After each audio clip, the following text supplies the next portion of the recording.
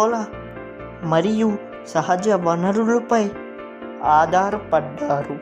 కానీ ఇప్పుడు గ్రహం యొక్క పర్యావరణంపై ఎక్కువగా ప్రభావం చూపుతున్నారు. భూమి యొక్క వాతావరణం మరియు జీవగోళంపై మానవులు యొక్క ప్రస్తుత ప్రభావం నిలకడ లేనిది.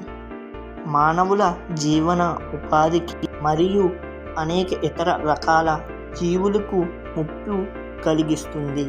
It is only planet that has life. మీరు పర్యావరణాన్ని జాగ్రత్తగా కాపాడుకోవాలి. దాకా చూసుంటే మీకు ఎంతో కొంత నచ్చినట్లే ఖచ్చితంగా లైక్ చేసి సబ్స్క్రైబ్ చేయండి. ఖచ్చితంగా మాత్రం ముందు చెప్పినట్లుగా కామెంట్ బాక్స్లో కామెంట్ చేయండి. Thank you friends. Like and subscribe. Please follow.